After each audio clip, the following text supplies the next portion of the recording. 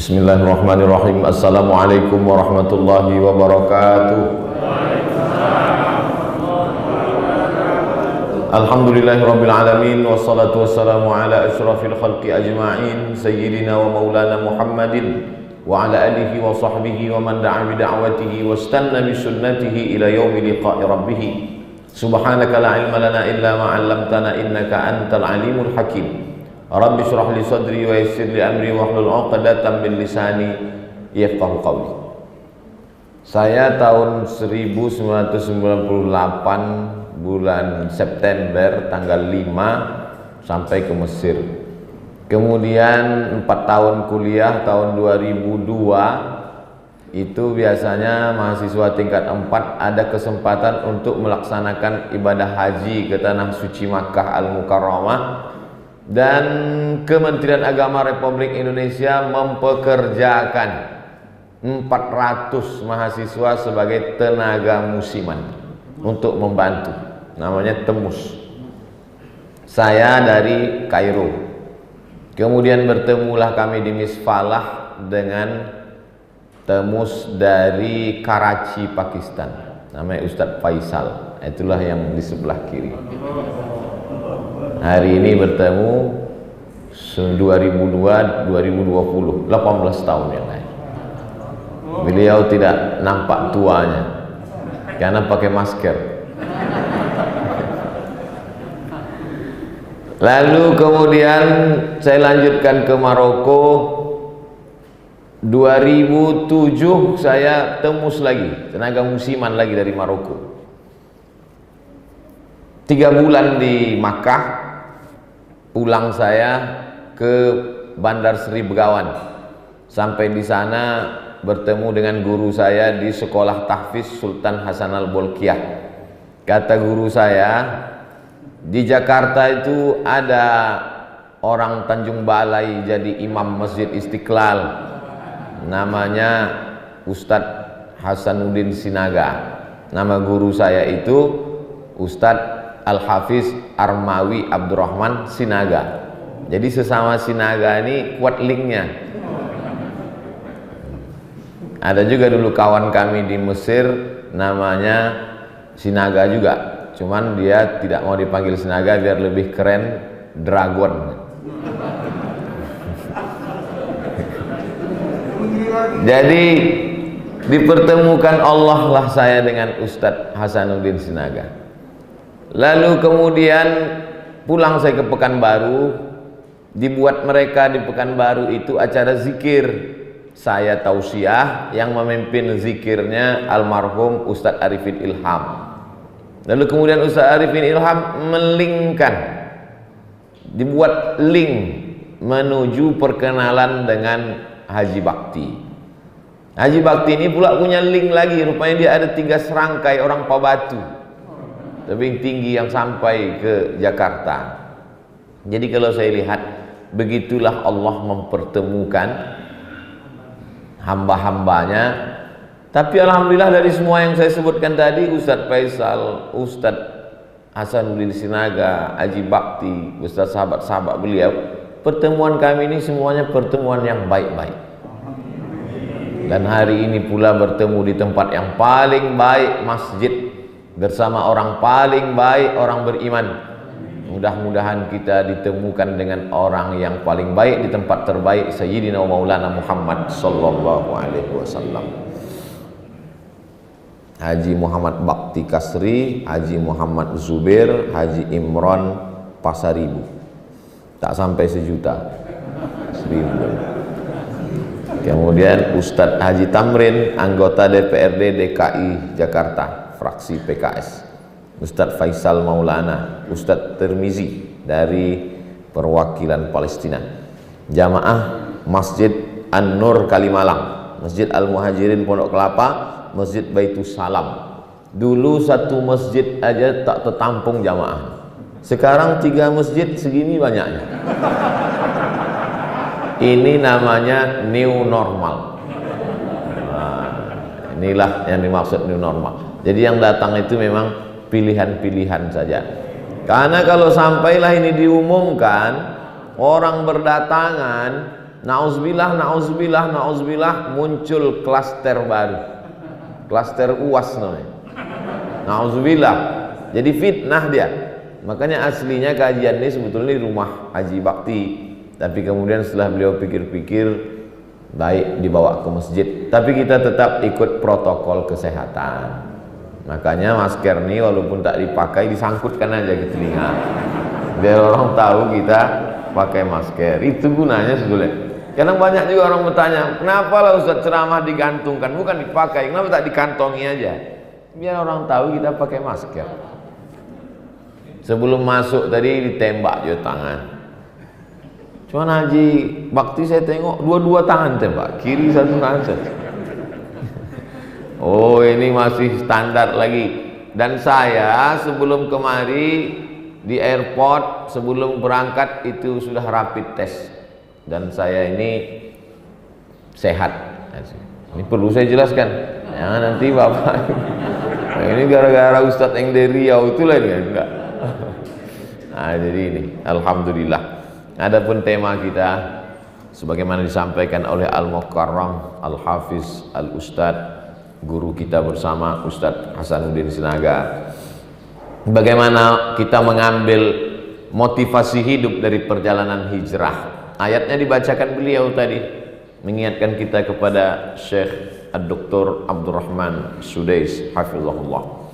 Idhuma fil ghari, ketika mereka berdua berada di dalam gua, idh yaqulu li sahibihi, ketika dia berkata kepada sahabatnya, la tahzan. La tahzan inilah yang menginspirasi Dr. Aid Al-Qarni menulis buku Don't Be Sad. Jangan sedih, karena penyakit orang yang paling mengerikan di dunia ini adalah sedih. Apa beda sedih sama takut? Sedih terhadap kegagalan masa lalu, takut, khawatir, cemas terhadap apa yang akan terjadi di masa akan datang. Semua penyakit fisik manusia sekarang ini berawal dari sedih dan takut. Penyakit psikologis. Saya tanya Pak Dokter jantung, Pak Dokter, kenapa orang tidak makan daging kambing, tidak makan kolesterol, tidak minum minuman yang berbahaya bagi kesehatan, tapi kenapa gula darahnya naik, jantungnya naik? Apa kata Pak Dokter? Terlalu cemas menghadapi hidup, naik asam lambung, terlalu takut menghadapi hidup.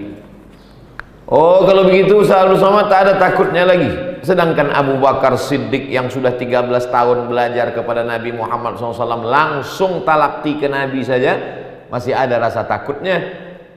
Makanya kata Nabi waktu di dalam Jabal Sur itu, malam hijrah itu, apa kata Nabi? Ma dhannuka bisnaini fallahu sadisuhuma. Kalau kau sangka Abu Bakar kita di gua ini cuman berdua saja antara kau dan aku, fallahu sadisuhuma, maka ada Allah bersama kita. Jadi yang menghilangkan rasa takut, cemas, sedih, ngeri, khawatir itu adalah merasakan kebersamaan bersama dengan Allah. Cuman beda antara Nabi Muhammad SAW dengan Nabi Musa. Kalau kita tengok bunyi kalimatnya, Nabi Muhammad ketika menasehati Abu Bakar, aku takut ya Rasulullah, bagaimana kalau mereka menangkap kita di Jabal Sur ini? Kata Nabi, innallaha ma'ana, Allah bersama kita. Tapi Nabi Musa tidak begitu. Nabi Musa berkata, inna ma'iya rabbi sayahdi, Allah bersamaku. Nabi Muhammad mengatakan Allah bersama kita. Nabi Musa berkata Allah bersamaku. Kenapa beda? Karena sahabat Muhammad beda dengan sahabat Musa, apalagi sahabat UAS. Sahabat Muhammad SAW adalah orang yang ketakutan. Orang yang ketakutan itu kita bangkitkan semangatnya. Sedangkan sahabat Musa bukan orang ketakutan, orang yang suka menakut-nakuti. Apa kata mereka? Di belakang Fir'aun mengejar, di depan Laut Merah akan menenggelamkan. Inna lamudrakun, tertangkaplah kita ini Musa, matilah kita ini Musa. Di mana kita mau berlindung? Di belakang ada pasukan Fir'aun beserta Haman. Inna Fir'auna wa Hamana wa junudahuma kanu khati'in. Ini sedang mengejar kita. Di depan kita pula Laut Merah, tenggelamlah kita. Kalla, tidak. Inna ma'iyya, bersamaku ada Allah. Jadi kita lihat teman kita ini. Kalau dia ketakutan, pucat, kita katakan, jangan kau takut, Allah bersama kita. Tapi kalau dia cuman, awas Ustaz, ini Ustaz udah dilaporkan ke Mabes nih Ustaz. Kalla, inna ma'iyya, bersamaku ada Allah, bersama kau tidak. Jadi teman ini terbagi dua. Ada teman yang cemas, ada yang teman mencemas-cemaskan kita. Bapak kalau sakit, jangan ceritakan sakit bapak ke semua teman. Karena tak semua teman bapak ikut susah dengan kesakitan bapak. 80% ikut senang. Untuk teman yang ikut susah dengan kita, kita katakan innallaha ma'ana, Allah bersama kita. Sekarang orang menceritakan semua kesusahan, kesulitan, penyakitnya, tak dia lihat klasifikasi teman-teman ini semuanya. Kenapa? Bahkan teman banyak yang dia tidak jumpa, tidak melihat. Di mana itu? Teman Facebook, teman Instagram, teman YouTube.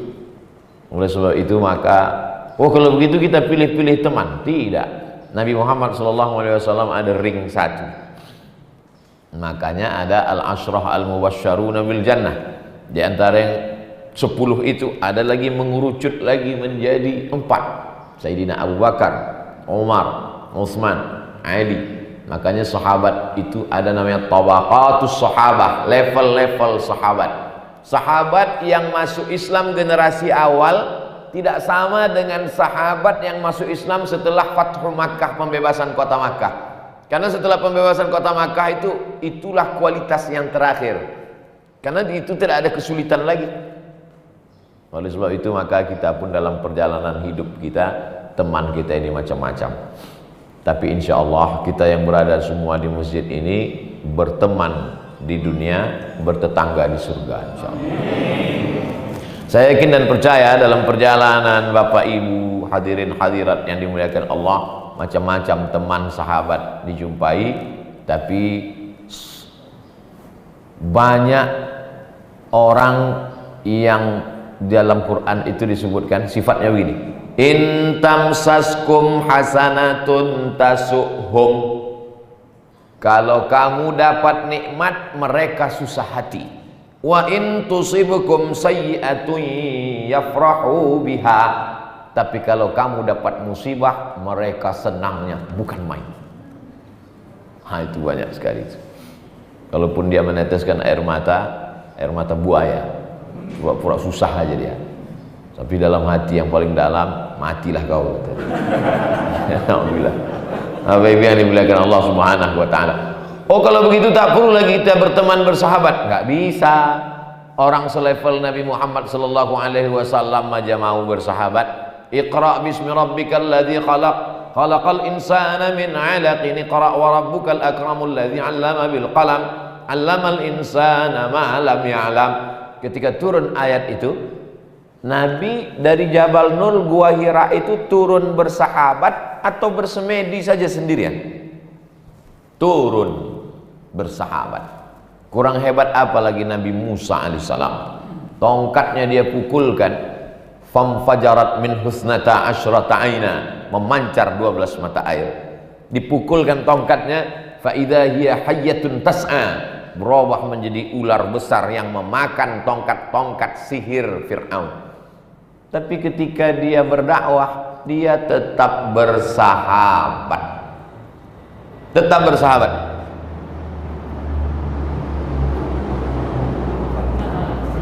Dulu seingat saya waktu ceramah subuh begitu juga Pak Haji.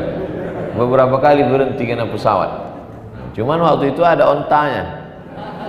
Sekarang tak ada karena Covid ini tak bisa datang. Nabi Musa alaihissalam berdakwah tetap dengan sahabat. Doa Nabi Musa, Rabbi syrah li sadri wa yassir li amri wahlul 'uqdatan min lisani yafqahu qawli waj'al li waziran min ahli, berilah aku seorang sahabat, seorang kawan, seorang penolong, Haruna akhi, Nabi Harun saudaraku. Jadi kalau ada orang hari ini petantang petenteng, one man show, saya bukan, karena dakwah ini tak bisa, dia mesti bersahabat. Jadi saya alhamdulillah diberikan Allah SWT sahabat-sahabat yang melancarkan dakwah di Jakarta ini. Mudah-mudahan mereka diberikan istiqomah, panjang umur, sehat walafiat. Sekarang kita beralih kepada Nabi Isa alaihissalam. Nabi Isa itu yubri'ul akmaha wal abrasa, menyembuhkan orang lumpuh, orang buta, orang kena penyakit kusta, wa yuhyil mauta, menghidupkan orang mati, biiznillah, dengan izin Allah, karena dia bukan Allah, bukan anak Allah, maka di situ disebut biiznillah, dengan izin Allah. Tapi ketika dia mau menegakkan agama ini tidak sendirian. Wa idh qala Isa ibn Maryam lil hawariyin, ingatlah ketika Isa berkata kepada hawariyun, man ansari ilallah, siapa yang menolong aku menegakkan agama Allah? Qalal hawariyun, hawariyun berkata, nahnu ansarullah, kami yang akan menolong engkau menegakkan agama Allah. Hawari artinya penolongku. Bagus, Bapak Ibu mau kasih anak hawari, penolongku. Mudah-mudahan dia menolong kita dari azab kubur, karena didoakannya, dikirimkannya Al-Fatihah, surat Yasin, Allahumma fir lahu warhamhu wa'afihi wa'fu anhu. Hawari, kalau banyak hawariyun, kami yang akan menolong wahai Isa. Musa tetap perlu ditolong orang lain, Isa tetap perlu. Bagaimana dengan Sayyidina wa Maulana Muhammad sallallahu alaihi wasallam?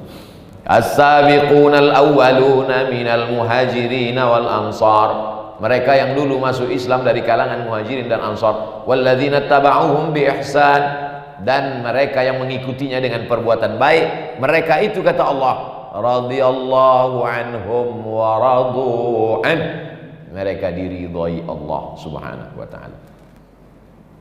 Padahal Allah kalau mau Nabi Muhammad itu sendiri aja bisa. Innama amruhu iza arada syai'an ayyakula lahu kun fayakun. Selesai. Oleh sebab itu dakwah ini mesti bersama. Itu bisa kita lihat pelajaran dari hijrah Nabi Muhammad sallallahu alaihi wasallam.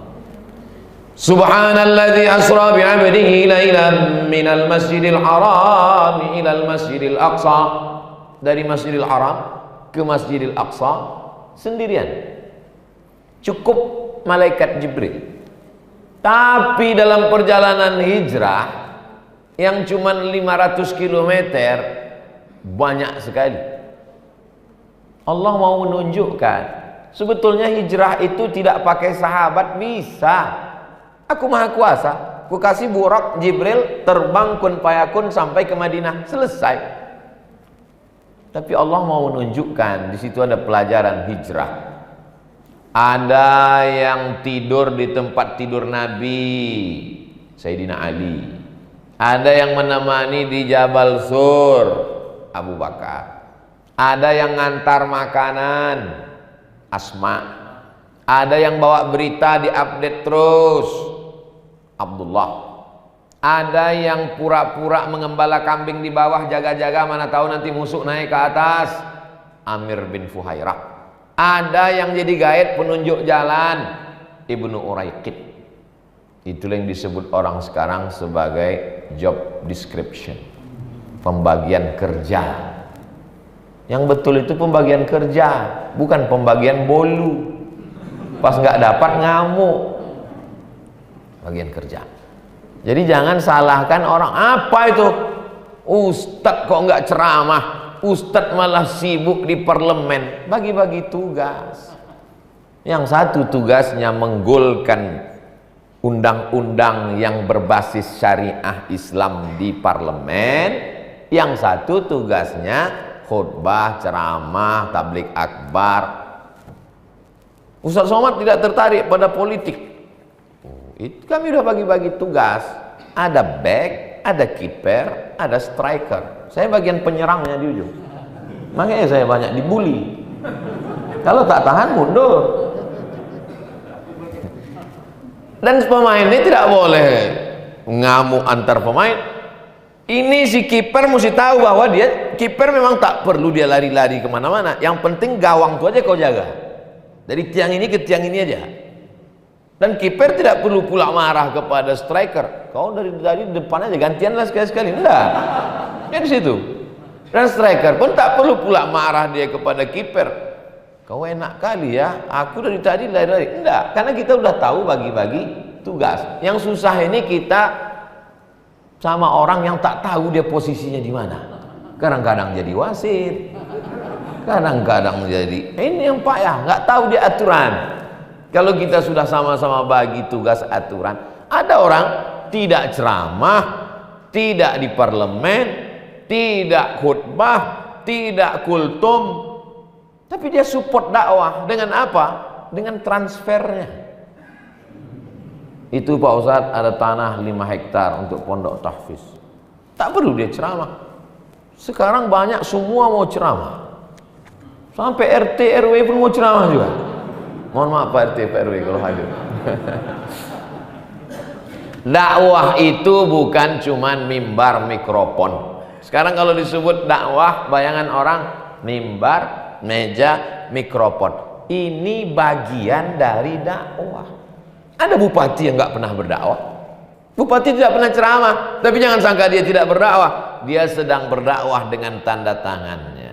Seluruh pegawai Pemda, Pemko, Pemkot, Pemprov bayar zakat potong atas. Selesai. Pakailah dengan kekuasaan menolong agama Allah Subhanahu wa ta'ala. Oleh sebab itu maka dipahami ini dengan baik sesuai dengan perjalanan hijrah. Ketika Nabi SAW mengatakan kepada Abu Bakar Siddiq, la tahzan, jangan kau cemas, jangan kau takut, jangan kau khawatir, innallaha ma'ana, Allah bersama kita. Setelah tenang hati Abu Bakar, walladzi anzalas sakinata, Allah yang menurunkan ketenangan itu ke dalam hati. Siapkan cawannya, siapkan gelasnya, ketenangan itu akan turun ke dalam. Ketenangan itu bukan punya kita. Pak Ustadz, itu ada tetangga saya nggak sholat, nggak puasa, nggak ngaji, nggak ke masjid, kok tenang aja dia? Rupanya pakai sabu.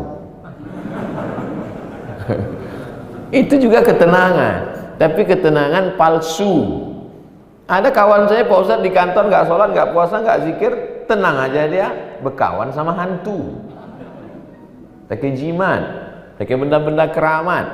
Bukan ketenangan itu yang kita mau. Kita mau ketenangan ala bizikrillahi tatmainnul qulub. Dengan selalu merasa dekat dengan Allah, maka hati menjadi tenang. Dekat dengan pejabat aja banyak orang tenang. Kau gimana masalah urusan ini? Udah selesai sama Bapak. Masa dekat dengan Allah tak tenang? Oleh sebab itu, ketenangan itu bukan di mata, ketenangan itu bukan di lidah, ketenangan itu bukan di tangan, ketenangan itu letaknya di hati. Kalau sudah dia merasuk ke dalam hati, tinggal di dalam penjara yang gelap, tapi jiwanya terbang sejauh mata memandang. Siapa dia? Haji Abdul Malik Karim Amrullah. 4 tahun dalam penjara, bisa menulis tafsir Al-Azhar. Sampai hari ini masih keluar cetak edisi Lux, edisi baru. Dalam penjara, sakit, tertekan, dikriminalisasi oleh rezim, sempit, tapi jiwanya tenang, terbang dia menulis tafsir.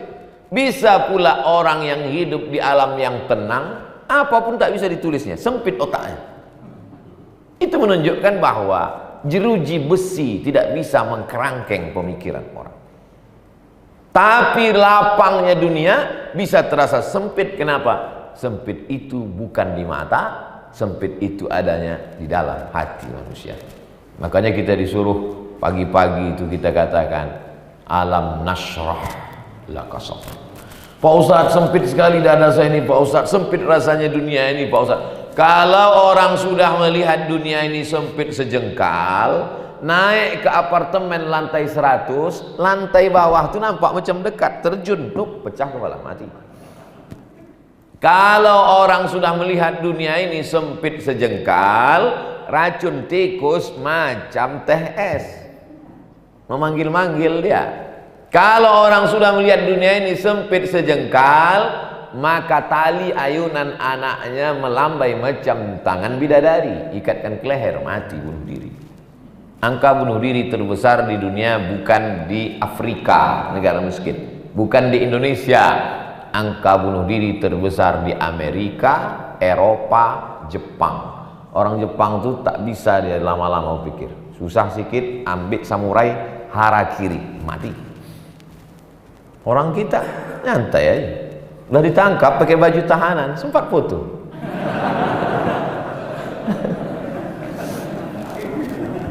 Saudara yang dimuliakan Allah Subhanahu wa taala. Oleh sebab itu maka dalam hijrah itu banyak sekali pelajaran yang bisa kita ambil luar biasa. Jangan panik, karena ketika panik buntu pikiran, tak tahu apa langkah-langkah. Beda Nabi Muhammad SAW dengan Nabi Musa. Nabi Musa minta, Rabbi syrah li sadri, lapangkan hatiku, lapangkan dadaku, lapangkan jiwaku. Kalau Nabi Muhammad tak minta dikasih Allah. Alam nasyrah laka sadrak, sudah kulapangkan dadamu. Saya dua-dua saya pakai. Kalau saya ceramah, Rabbi syrah li sadri wa yassir li amri. Tapi ada juga jamaah yang komplain, Ustadz tuh baca doa Nabi Musa, memangnya kami ini Fir'aun gitu. Bukan begitu.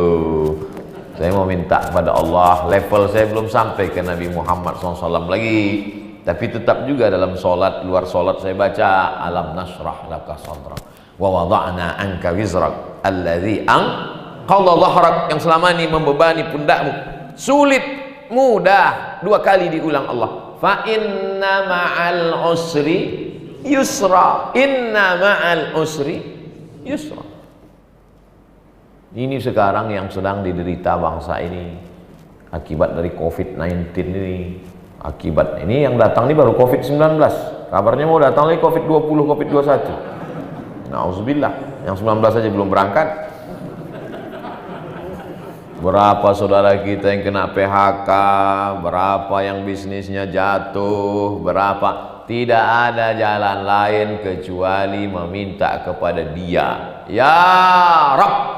Ketika orang berkata ya Rabb, maka di situ ada tiga. Ya Rabb, Engkau mencipta aku. Ya Rabb, Engkau mengatur hidupku. Ya Rabb, Engkau memberi aku rezeki. Itu arti ya Rabb.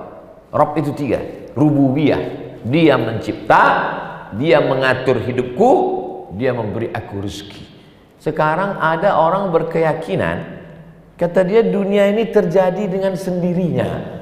Sama seperti kita membuang sampah, masukkan ke tong sampah, besok pagi tukang sampah lupa mengambilnya, lalu kita lihat di tong sampah keluar ulat. Kata dia begitulah kita di dunia ini terjadi dengan sendirinya. Mazhab ini namanya mazhab ateis. A tidak, T Tuhan, is keyakinan. Keyakinan yang meyakini tak ada Tuhan itu. Nauzubillah, nauzubillah, nauzubillah. Mudah-mudahan jangan sampai anak cucu kita kena ini. Sekarang di YouTube itu mereka tampil buat video. Padahal ini mestinya bisa ditangkap, karena kita memang negara demokrasi, tapi demokrasi kita demokrasi terikat. Pancasila pertama, ketuhanan yang Maha Esa. Orang yang menyebarkan pemikiran ateis tidak berketuhanan, tidak ada tempat bagi dia di Indonesia. Setuju apa tidak? Jangan sampai nanti hilang pasal Pancasila sila pertama ini. Kalau sampai hilang, langsung saja kemanusiaan, langsung saja keadilan, langsung saja persatuan. Ketuhanan dulu. Dulu pendiri-pendiri bangsa ini mengerti betul bahwa dunia ini akan berputar, akan ada kelompok-kelompok yang mengatakan tak ada Tuhan, ateis. Nauzubillah. Maka ketika kita berkata ya Rabb, ada Tuhan. Naik pesawatlah si ateis tadi yang tak bertuhan, duduk di samping yang bertuhan. Yang bertuhan ini baca subhanalladzi sakhkhara lana hadza wa ma kunna lahu muqrinin wa inna ila rabbina lamunqalibun Allahumma antas sahibu fis safar wal khalifatu fil har. Kata yang ateis, alah macam ada aja Tuhan kau. Apai baca-baca doa. Pesawat pun take off. Begitu sampai rupanya melewati awan yang kosong hampa udara, itu apa namanya? Turbulence. Begitu sampai tiba-tiba turun pesawat itu beberapa meter. Yang tak bertuhan itu langsung berteriak, "Oh my God!" Yang baca doa itu tenang aja karena udah diserahkannya semua kepada Allah. Bismillahirrahmanirrahim. Allah la haula wala quwata illa billah. Ini yang mengaku tak bertuhan itu, oh my God, tersenyumlah yang bertuhan tadi. Tadi kau bilang tak ada Tuhan, sekarang kau bilang oh my God. Sebetulnya dalam lubuk hatinya yang paling dalam menyadari bahwa ada, cuman sombong dan angkuh. Suatu ketika tegaklah Imam Abu Hanifah, nama populernya Imam Hanafi, meninggalnya tahun 150 Hijrah di Kufah, Irak. Dia tegak di tepi laut. Datanglah ateis. Zaman itu sudah ada ateis. Bahasa Arabnya mulhid. Imam Hanafi, ya. Imam Hanafi digelar imamnya ahli ra'i, kaum rasionalis, pakai akal. Imam Malik ahlul hadis. Imam Hanafi, ya. Menurut saya Tuhan itu tak ada, kata dia. Kata Imam Hanafi, coba kau tengok lautan yang luas, ya. Seandainya engkau naik kapal, kapalmu sampai ke tengah laut, tiba-tiba datang angin kencang, ombak deras, karangnya tajam, kapalmu pecah dipukul ombak ke karang, dan kau tinggal berpegang pada satu papan. Kakimu tidak jejak ke bawah, ke atas tak ada tempat bergantung, tepian lautan tak kelihatan. Kau hanya di tengah laut berpegang pada satu papan. Adakah dalam hatimu rasa bahwa ada Dia yang akan menyelamatkan engkau? Jujur. Kata dia, ada. Itulah Tuhan.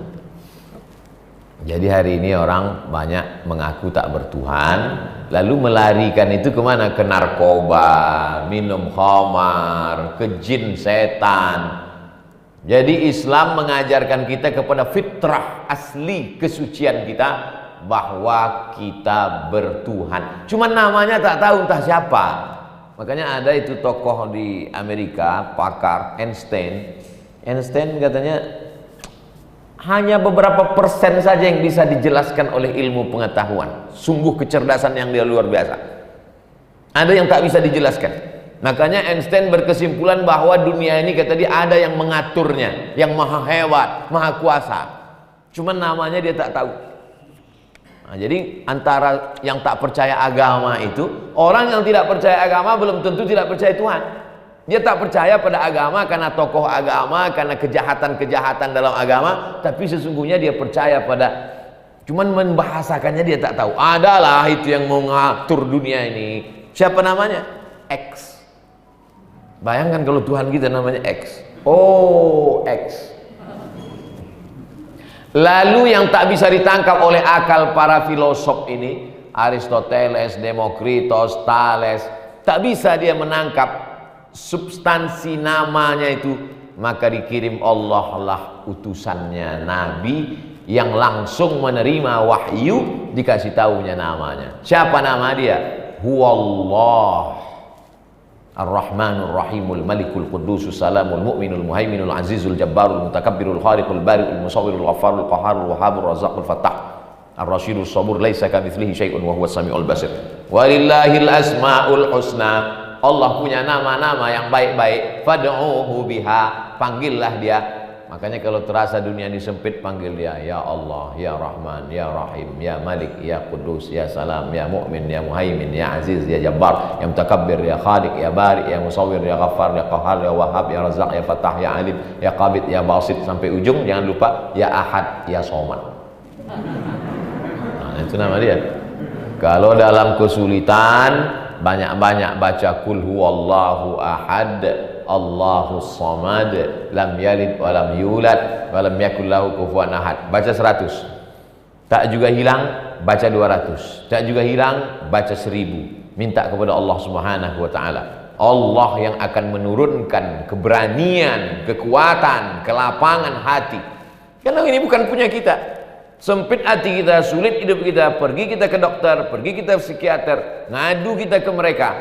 Saya ini sulit Pak Dokter, sudah 2 bulan nggak bisa tidur. Dalam hati dokter, syukur kok 2 bulan, aku udah 2 tahun tak tidur.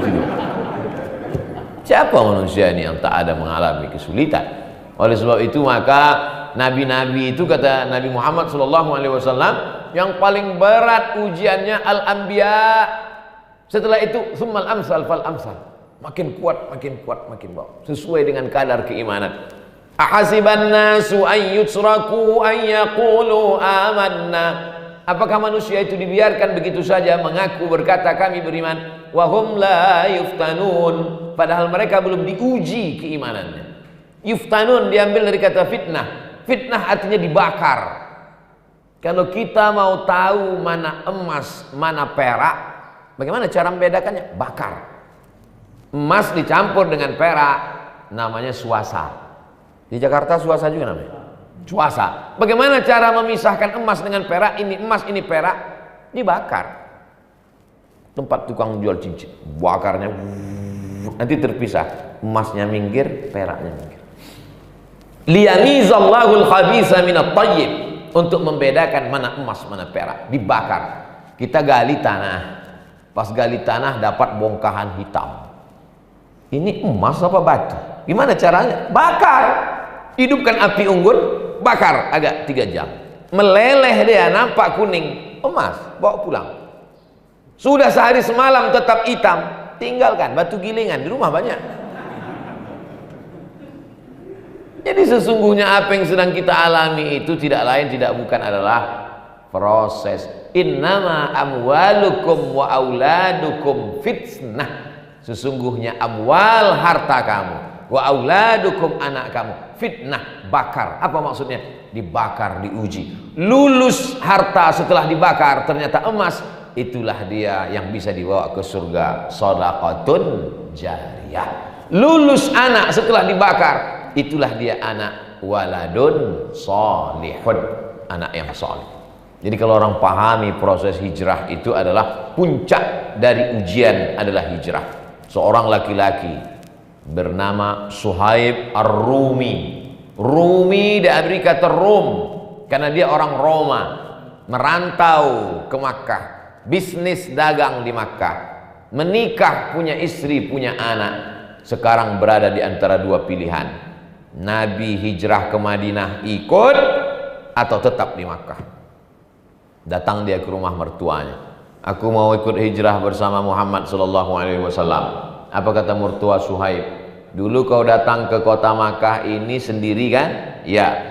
Kalau kau mau ikut Muhammad, silakan pergi, tinggalkan anakku dan cucu-cucu. Bimbang. Datang penguasa-penguasa kota Makkah. Suhaib, kau mau ikut Muhammad SAW? Ya. Dulu kau datang kemari sebatang kara, tidak ada bawa harta kan? Ya. Bisnis ini setelah di Makkah baru kau punya itu emas perak kan? Ya. Silakan pergi, tinggalkan Makkah, tinggalkan semua hartamu. Apa yang dipilih oleh Suhaib? Dipilihnya Muhammad SAW, hijrah dia. Datang dilaporkan ke Nabi, ya Rasulullah, ya Suhaib tinggal sebatang kara, pindah ke Madinah. 3 kali diulang Nabi. Rabiha Suhaib, Rabiha Suhaib, Rabiha Suhaib. Beruntung Suhaib, beruntung Suhaib, beruntung Suhaib. Seluruh dunia mengatakan Suhaib rugi, tapi Rasul mengatakan Suhaib beruntung. Selamat Suhaib. Toh pada akhirnya keluarganya tetap berkumpul di kota Madinah Al-Munawwarah, hartanya selamat, Islam menang. Disitulah letak ujian. Kalau tahu kita hasilnya bukan ujian. Kalau tahu hasilnya itu tes anu. Udah tahu hasilnya, tes itu hanya formalitas saja. Yang tak tahu hasilnya itu baru ujian. Tapi yang dimuliakan Allah SWT, ada sebagian orang dia tidak menikmati proses pencariannya. Yang dia nikmati hanya hasilnya. Tapi sebagian orang tidak begitu. Yang dia nikmati itu proses mencarinya. Saya nggak paham Pak Ustadz, mancing. Ada orang tidak menikmati. Apa itu susah-susah? Pergi lagi sewa mobil, sampai di pantai nanti sewa speed, lalu pergi ke tengah pakai guide, nyari umpannya lagi. Itu apa? Mendingan touchscreen. Pergi ke rumah makan, tunjuk, ini satu piring, ini dua, ini, selesai makan. Apa susah? Tapi sebagian orang tidak begitu. Dia menikmati itu, dipukul ombak, diempas gelombang di tengah laut, mancing, menarik ini. Coba tengok bule-bule orang barat yang mancing, menarik ikannya, begitu udah dapat, dilepas lagi. Kenapa? Karena yang dinikmatinya itu adalah prosesnya. Begitu juga dengan hidup ini. Berapa banyak kita lihat setelah dapat nggak ada apa-apanya, rasanya biasa aja. Dulu Pak Haji, saya tulis itu di laptop. Nanti kalau sudah selesai aku kuliah ini, mau ku buat kartu nama sepanjang amplop.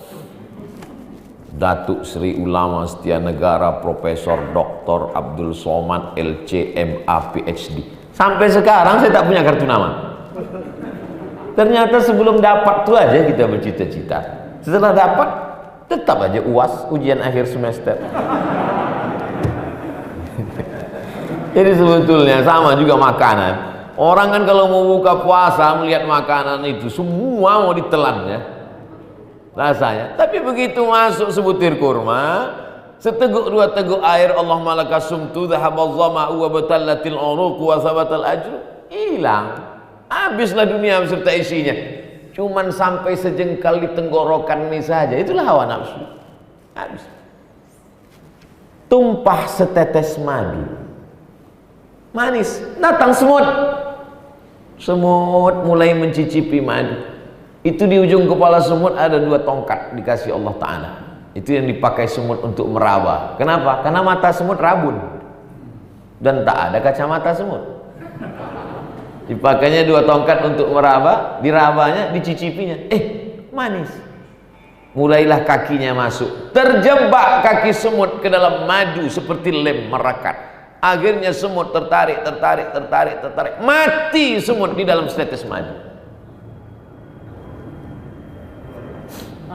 2 pesawat dah Pak Haji, 3 pesawat stop kita. Mati seekor semut dalam setetes madu karena ingin mencicipi manisnya madu. Mati dia di dalam.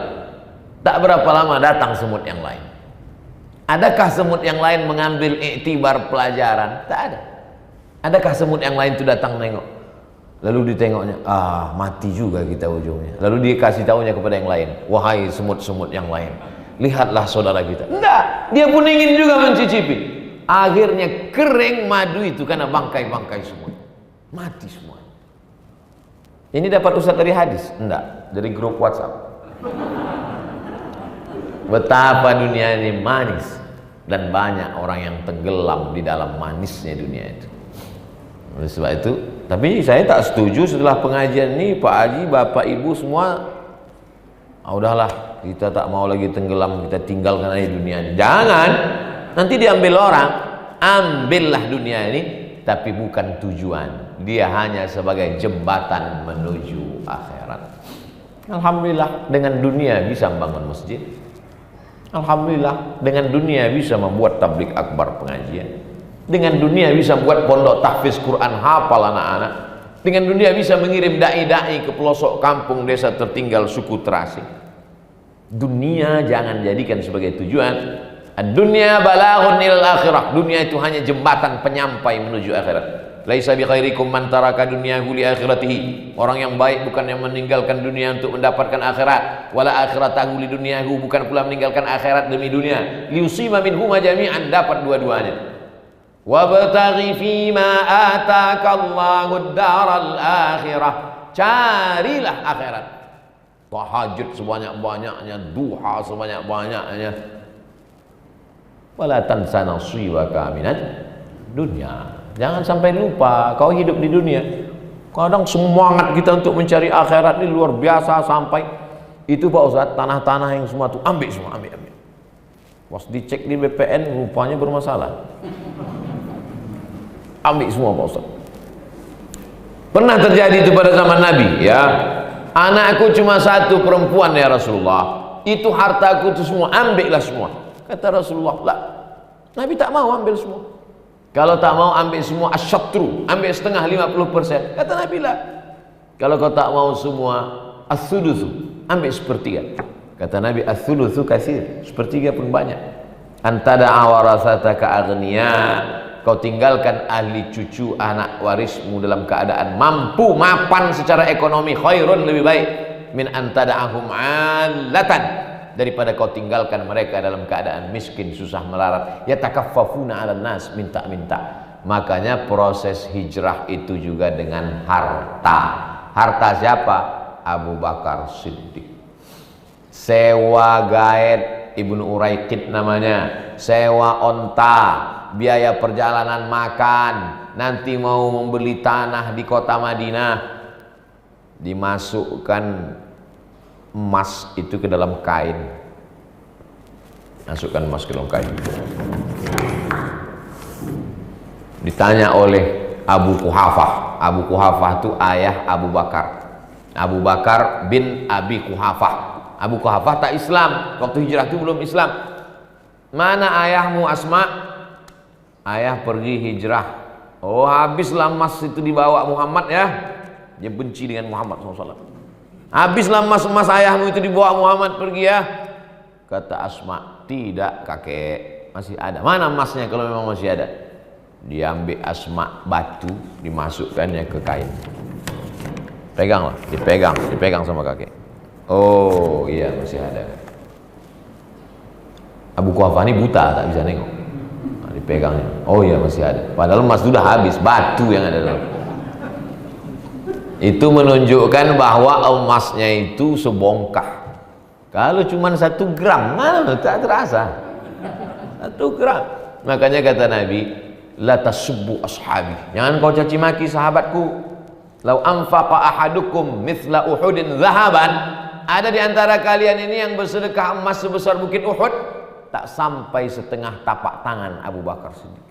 Karena kalian bersedekah zaman aman, damai.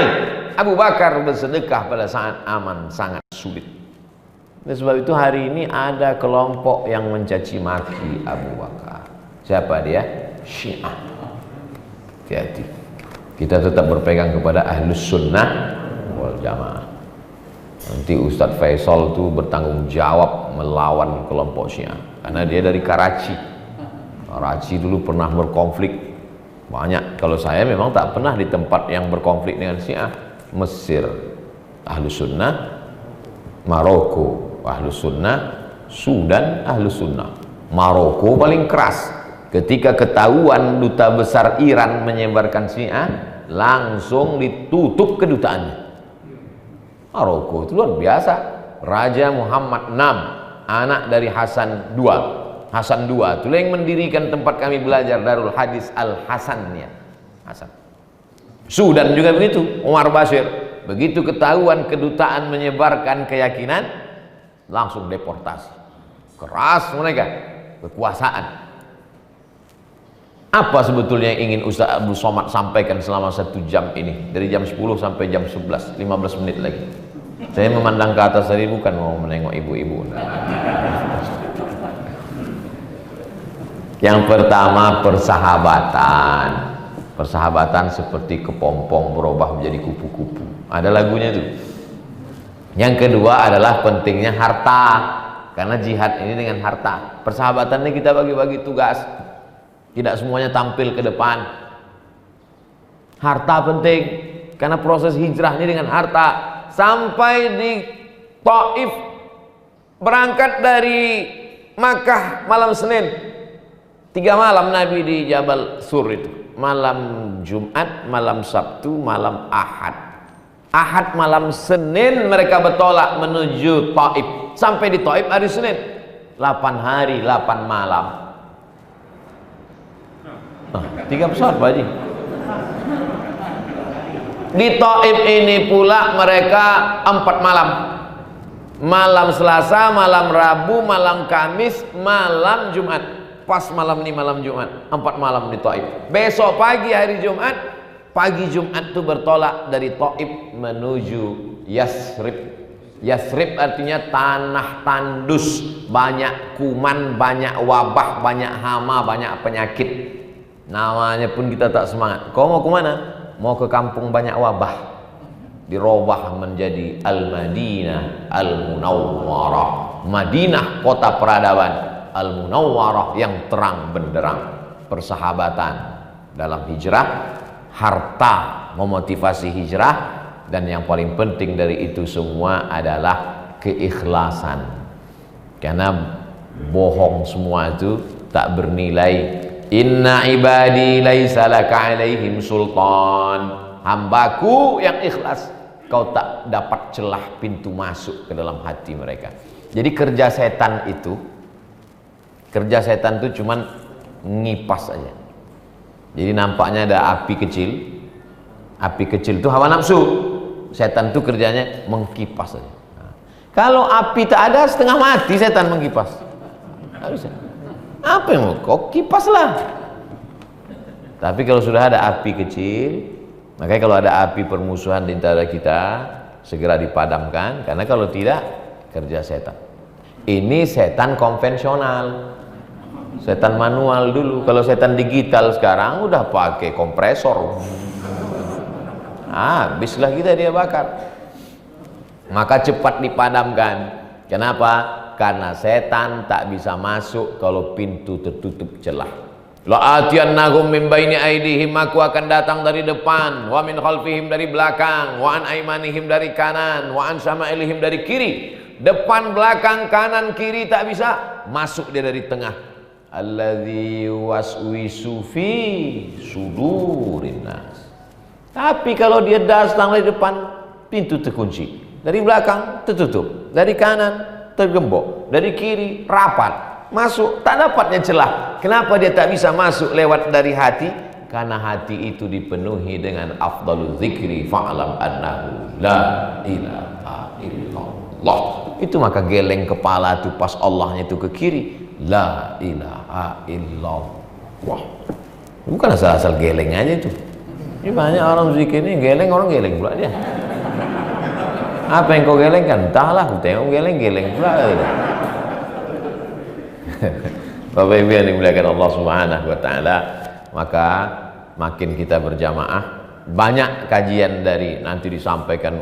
Ikuti aja pengajian tentang hijrah ini, siapapun dia ustadznya, dengarkan. Ustaz Abdul Somad menggali 3 aspek: persahabatan, pentingnya harta, dan keikhlasan.